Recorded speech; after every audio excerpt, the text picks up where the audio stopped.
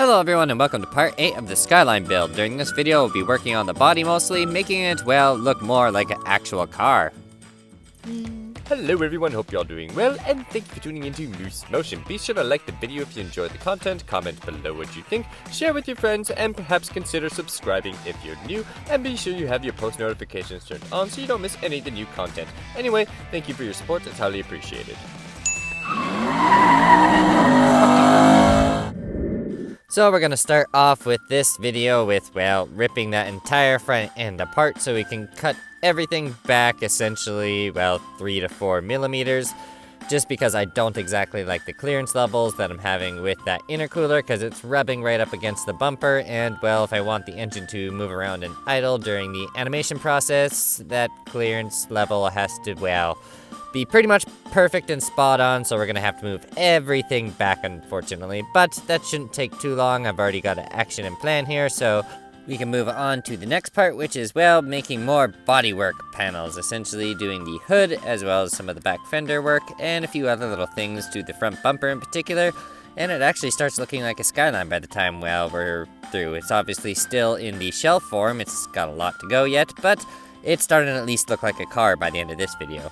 But before we get there, we're first going to shave back the rad support, as well as the piping for the turbos, and a little bit of modification to the actual intercooler itself, as well as those front fenders as well. Just placing everything back a little bit, just so there's actually space for the engine to idle, because with everything basically being attached through those pipes, that front intercooler shakes around, so we need to make sure that there's enough room for that to actually happen without, you know, breaking parts during the stop motion process, because once that starts happening, it's really just kind of a bad day on set day at that point. It's just no fun fixing it.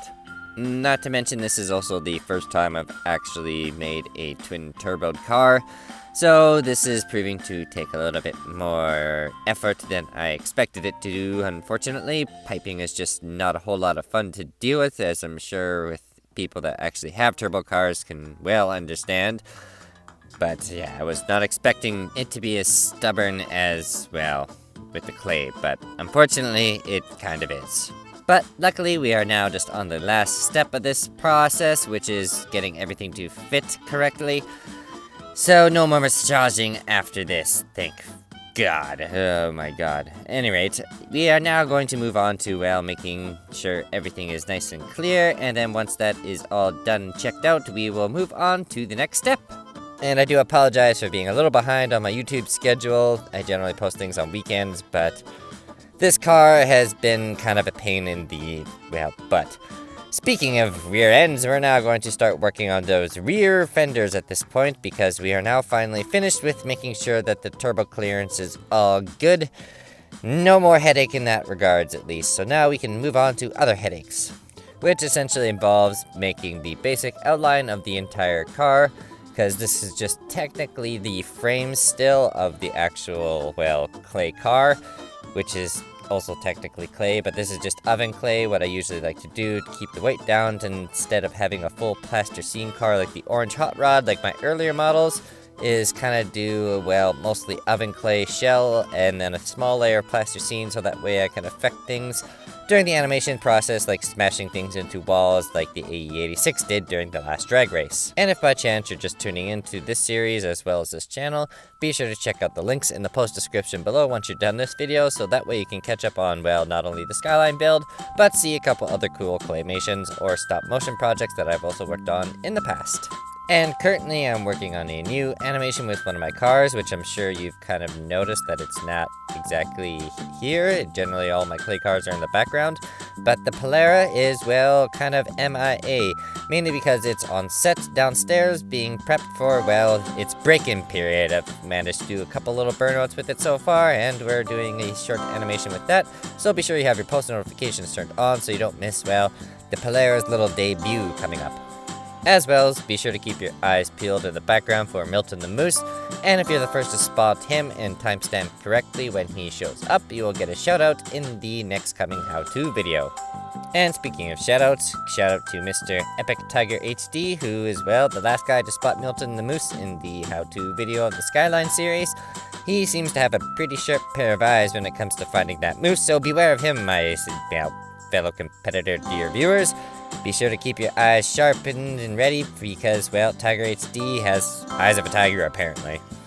So now we're going to be working on the front bumper obviously a little bit. This is the part where, well, things start looking a lot more like a Skyline at this point.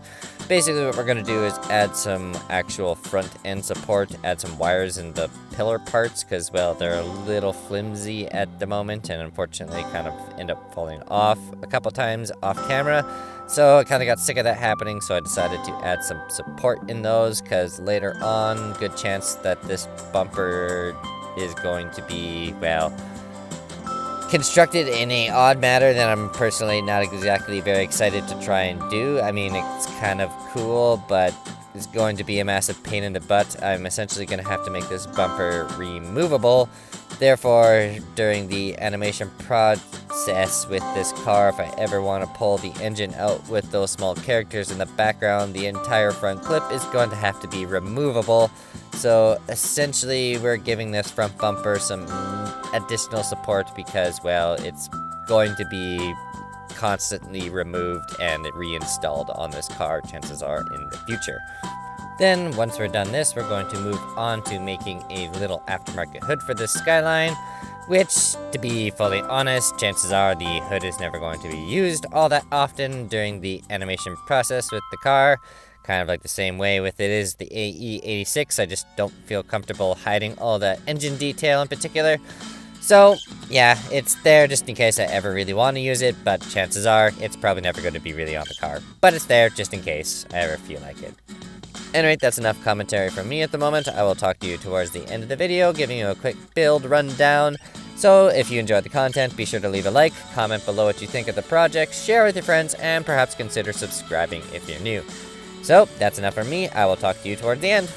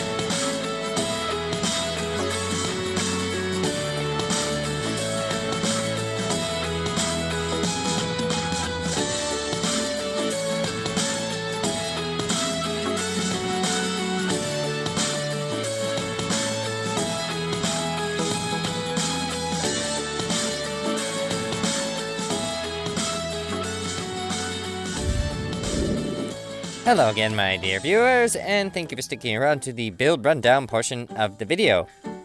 As you can see, this car is actually starting to, well, take a little bit more shape at this point. It's starting to look a little more legitimate, like actually a Skyline at this point, other than kind of being an empty shell with just RB26 inside there being kind of the only evidence. Especially that front end, honestly, is starting to actually look like it, as well as he made a little hood that will only be used part of the time because, well, we don't like covering up that engine detail. I mean, it looks cool, and we'll probably have it there for aesthetic purposes during car shows and stuff like that. It'll be on the car, but other than that, it's probably never really going to be there because why cover up all that magnificent work under there? So apart from that, the other big part we're going to be working on next time is probably making this front bumper actually more of a permanent feature / removable feature. As you can see, I've already started making out some pilot holes, so the idea here is we're going to basically drive some studs either into the actual car body or the front bumper itself, kind of basically mounting it in place and then using some plasticine or sticky tack to kind of help hold it there. Probably mostly plasticine, but that's a headache for another day. Anyways, be sure to leave a like if you enjoyed the content, comment below what you think, share with friends, and perhaps consider subscribing if you're new. Anyway, that's enough from me. Until next time, take it easy.